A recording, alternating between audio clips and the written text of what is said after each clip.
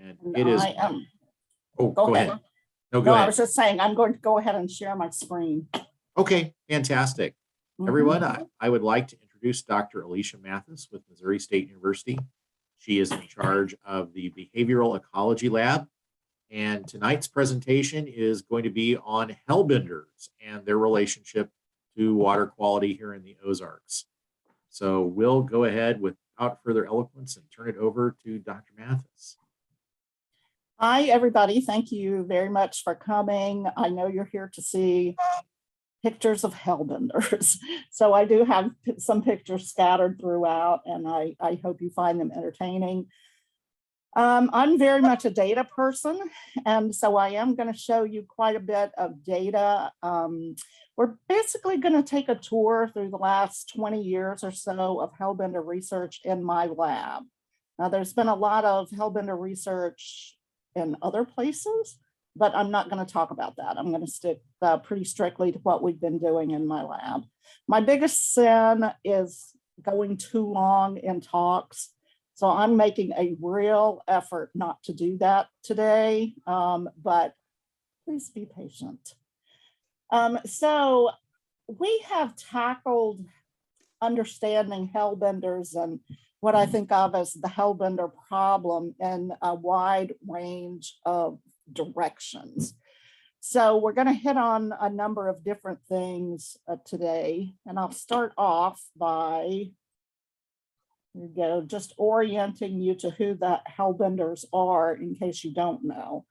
They are the second largest salamander in the world. They are, that's right behind the Asian giant salamanders. They are fully aquatic.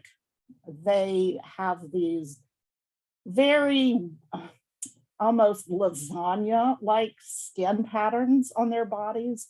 And this is to increase the surface area because they get a lot of their oxygen just diffusing through from the water to their skin. So that's part of the reason for their odd appearance. They do live in our beautiful rocky bottomed Ozark streams. And you find them, you can see the distribution map here, and you see that there's a lightish blue color and a dark blue color. That's because there are two currently recognized subspecies. The light blue one is widely distributed, or at least more widely distributed than the dark blue. It is called the eastern subspecies. The dark blue is the Ozark subspecies, and it is has a very narrow range right here in the Ozarks. Does get down a little bit into Arkansas, but mostly in Missouri. And one interesting thing about Missouri is that it is the only state that has both the eastern subspecies and the Ozark subspecies. As far as conservation concerns, anytime you see something with a very narrow range like this, they're more susceptible to problems. And so this subspecies, the Cryptobranchus alleghaniensis bishopi, is indeed experiencing a lot of problems. And it was recognized as federally endangered back in 2011. Now, it turns out that in Missouri, although it is still recognized as being part of the eastern subspecies, that is this northern population in Missouri, still recognized as being part of the eastern subspecies. But it is, there's been quite a bit of genetic work done on this subspecies, and this is what they call a distinct population segment, meaning that it's genetically distinct from the rest of the eastern subspecies. And this distinct population segment was also recognized as federally endangered 10 years after bishopi was recognized. So both of the subspecies in Missouri are now recognized as federally endangered. Where do you find them? Well, here is a nice map showing their distributions. You can see that the eastern subspecies is very distinct from the southern subspecies, the Ozark subspecies, in terms of not just its genetics, but also its ecology. You find the eastern subspecies in these northeast flowing rivers, the Niangua, Gasconade, Merrimack, and Big Piney primarily, and the Ozark subspecies in the North Fork of the White River, the 11 Point, and the current rivers primarily. So you see they're even distinct in the directional flow of the rivers. So to get started, I thought we'd just play a little game.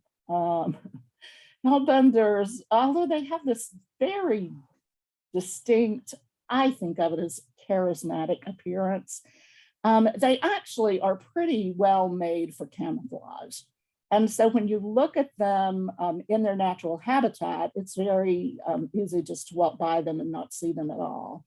So if you've probably found them by now, but there's our hellbender.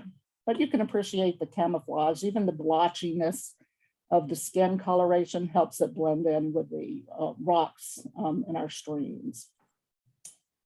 Now, I came into the hellbender picture, like I said, about 20 plus years ago, believe it or not. The real, shall I say, father of hellbender research in Missouri is Bob Wilkinson there in the white t-shirt. And back in the mid to late 1990s, the Missouri Department of Conservation was beginning to get reports that hellbenders were not as common as they used to be. And quite naturally, when they were interested in doing a systematic survey, they contacted Wilk. I had just, well, I had been on the faculty a few years at that point at Missouri State. And Wilk contacted me because I'm also a salamander biologist, although no hellbender experience at that point. But he contacted me and asked if I wanted to get involved. And of course, I said, of course, I would love to get involved. So I got involved in hellbender research at that time, and I've been working on it off and on since then. So Wilk and I and a few students, a few graduate students of ours did some systematic surveys of the major rivers where hellbenders were found. And the wonderful thing about this survey is that we did have historical data from these rivers. And most of the time, at least certainly at that point, when these reports of declining species came around, there was really nothing to compare current data to. So it was just, we feel like they're less common than they used to be. But here we have actual data, and the data were gathered by Wilk and his colleagues back in the 1960s and 1970s. And so our survey was completed in 1998. And you can see that compared to the historical data, the number of hellbenders was down by 65 to 77% in every river that we looked at. So this decline appears to be a real thing at that point. We also looked at age distributions or size distributions, and size is correlated with age in the species. And we found another alarming thing, and that was even the hellbenders that we found tended to be older in 1998 than they were in these historical samples. So you can see in the historical samples, you know, the populations always shift toward larger, older individuals. But in the historical samples, there were still, you know, quite a few small individuals. And in comparison, in the pink you see here, we weren't finding any of these young individuals in our modern samples. This is for the Big Piney River, but the other rivers that we sampled showed similar distributions. So it looks like we've got declining numbers and declining what we call it recruitment, that is lower numbers of young individuals. So the question then becomes, well, what's happening? What's causing these declines and shifting age distribution in our Missouri populations. And one thing that immediately jumped to mind as well, maybe there's depressed reproduction. So the first thing that I wanted to look at, and at this point, Wilk was retiring, and so it was most of the rest of this research is going on strictly in my lab. But I wanted to think about reproduction. And again, we have this problem when we look at reproduction in our modern populations. What do we compare it to? So if there's declining reproduction, how do we know what declining reproduction looks like? Because we don't have historical data on reproductive characteristics in the species. So what we did was to think about the entire geographic distribution of hellbenders and think about regions of the country where hellbender populations seem to be doing pretty well. And that really is in populations in national forests, particularly in North Carolina and Georgia. Those populations not only have a lot of hellbenders in them still, but at least in the sample we conducted, 40% of the individuals in those populations were juveniles. So from that, we concluded that this was likely what a healthy population would look like. So we compared reproduction in our Missouri populations, the Ozark subspecies and the Eastern subspecies, to characteristics of reproduction in the Eastern subspecies from North Carolina and Georgia. And the first thing that we looked at was sperm concentration. So yes, I had a student who went out and collected sperm samples from reproductive males, and then did some characterizations of what he found in populations from the Ozark hellbender in Missouri, the Eastern hellbender in Missouri, and the Eastern hellbender in Georgia. And what we found was that in terms of motility, the sperm from all of the populations looked pretty good, like above 90% motility. We did, however, see a difference. You look at the, lost my mouse here, but if you look at the, if you look at the pink bars down here, you can see the average sperm concentrations from our Missouri hellbenders, and that it's about 20% less than that in Georgia. We do, and that was alarming and still is a bit concerning. But we do feel like that probably reflects some substantial year-to-year variation. Nobody since then has done a really systematic comparison of sperm concentrations, but we do know that in the intervening years, there appear to be really good years as far as sperm production is concerned for males. So what I think is going on is that they're probably really good years and then maybe a few bad years, and we happened upon this really bad year.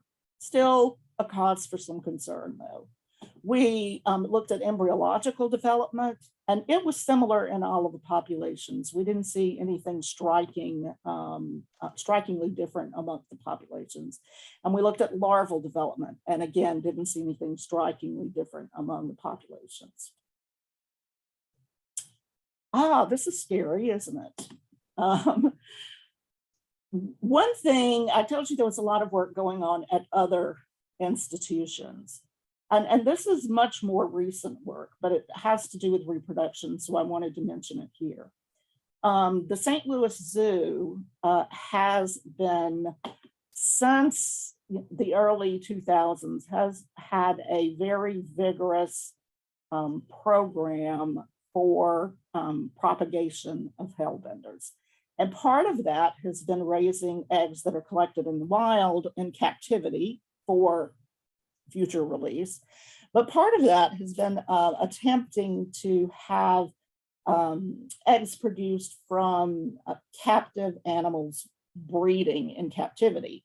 And that had never been accomplished before. Getting them to breed in captivity had been just something that nobody had been successful at. But a few years ago, the propagation program at St. Louis Zoo was successful. And they've been successful almost every year since then. So after a lot of work, they figured out what it takes to get Hellbenders to breed in captivity. They have videotape of their first successful captive breeding event, which included 3 different ovipositions. So 3 different successful breeding events that produced viable eggs. And they happened over a period of just a few days. So they allowed us to have access to that videotape. And we used that to do a systematic ethological analysis, meaning a behavioral analysis of what was happening during those breeding events. And so I am not going to walk you through every step of the way, but I'm going to show you the pattern of what was happening.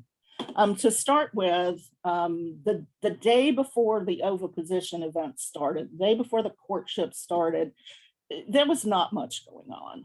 There was some walking, 103 walking events, and 3 swimming events. So the swimming is much more active than the walking, but that was about it. There was one instance of one hellbender biting another, but that was as exciting as it got. Now, the day the first oviposition started, or the first courtship started, you can see that things got much more active. We had a much bigger variety of behaviors, fewer walks, more swims, more activity. They're surfacing and gulping air, meaning they're using more oxygen up. So it's just getting a lot more exciting. They're approaching each other. There were more bites and chases and fleeing. It just got more exciting. And there was an oviposition event that day. The next day, things did not calm down. There was no oviposition on this day, but in terms of activity, the hellbenders continued to be quite active with even more, look at this, 54 the day of the oviposition, 330 walking events, 25 the day before, 110 swimming events.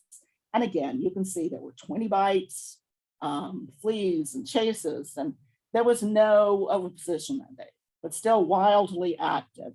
And then we go to the second oviposition day when there were 2 oviposition events, and you can see the activity still stayed up, but it's beginning to calm down now, not quite as much. And instead of 20 bites, 5 bites that day. And so that was the second day of oviposition. And then the next day, you can see we're back down to really extremely low activity. So what this analysis allows us to do is to tell people who are working with captive breeding what to look for as a signal of oviposition being imminent, of, is this the end? If this is the only day oviposition is going to occur, we would expect activity to go way back down, but it doesn't, it stays up. So we can tell them to expect more ovipositions. So it just allows better predictability for captive reproduction. But now we know a lot more about what happens during courtship and oviposition than we did before. We also, speaking of videotape, was given access to some videotape taken by the Missouri Department of Conservation of a male who was guarding his nest in nature. And it was for most of the guarding season. So this was a sort of long-term, day by day by day look at what males do when they're nest guarding. So what happens with hellbenders in the wild is that males will establish a territory, usually under a large rock or maybe in a crevice. So here's the nest site. And they will guard that, keep other males away. And then when females come by, they will attempt to get the females to follow them into the nest. Okay, and all of those behaviors that we saw in captivity are likely going on around and inside the nest during this period. Females lay their eggs and leave the nest, and males stay and guard the eggs until they hatch, and probably even a little bit after hatching. So this is a species with male parental care, which makes it kind of exciting. Anyway, we went through every minute of the videotape, and what we discovered was that the male stays in the nest, in his den, almost all the time. 90% of his time was spent in the den, and most of that time was spent at the front of the den, apparently guarding the nest from potential predators or from other males. There were some attempts at egg predation, and so we know that the males are in fact helping the eggs survive from egg predators. Mostly sunfish seem to be the most interested in the eggs, and we did get one successful egg predation event on the video. The males did leave the nest, as I say, 10% of the time, and maybe they were feeding, maybe they were just going up to gulp air. But we know that foraging at the nest itself was not very successful. We did see them attempt to catch prey, usually small fish, but they weren't very successful. They didn't do it very often, and when they did it, their success rate was pretty low.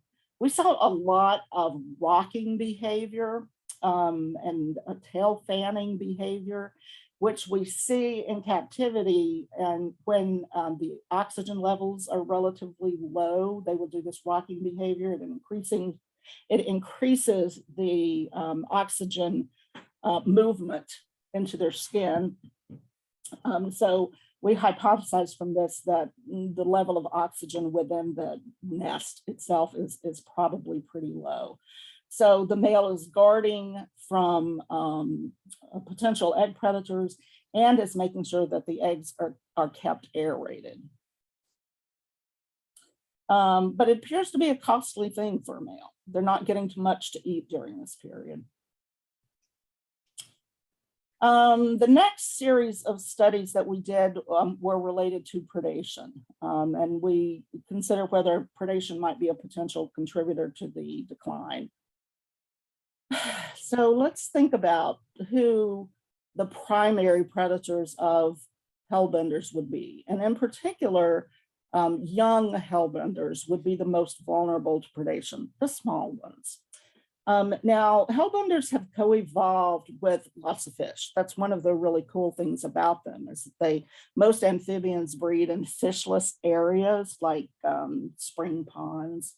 But hellbenders can coexist with fishes, and they have a long history of coexisting with predatory fishes, and so they should have evolved mechanisms to increase their probability of survival in the face of predation from fishes. There is something weird going on, though, in Missouri, and that is in the past 100 years or so, there have been introductions of some non-native fishes. And yes, I'm talking about trout. So if you think about what's going on in Missouri, this is the native range of rainbow trout. And you can see that that is not Missouri. So the green is the native range, not in Missouri. The native range of brown trout, is in Europe and Asia, which of course is not Missouri. There is another trout that I want to think about, and that is the brown trout, the brook trout. The brook trout does have a pretty broad native range within the United States, in the eastern part of the United States, but not in Missouri. And it turns out that there are no native trout species in Missouri. And so one thing that we wondered was, although hellbenders should have evolved anti-predator strategies for native fishes, do they have anti-predator strategies that are effective against trout? So we worked with Missouri Department of Conservation to do a pretty broad comparison, looking at how young hellbenders, larval hellbenders, respond to native fish predators, or things that we think are potential predators, like smallmouth bass, Ozark bass, spotted bass, bass, banded sculpin, and walleye, which they should have co-evolved with, versus the non-native trout, which they did not evolve with. And we looked at both rainbow trout and brown trout, which are both widely stocked here in Missouri. We also wanted to compare their responses to both of these fish types to how they would respond to just a non-dangerous fish. And the non-dangerous, non-predatory fish we chose was the red horse sucker. We felt that this fish should not be very risky for young hellbenders. So what we predicted was they should show some kind of fright response to the native fish, no fright response to the controlled non-predator fish. And, what we wanted to know was, how do they respond to the trout? Do they recognize that trout are dangerous? So it was a pretty simple design. We have these larval hellbenders that were raised in captivity, so no experience with any fish. And we would expose them to water that the fish had been in. Okay, so either native, non-native, or the control fish, and then just look to see how they responded. One thing that is a fright response for many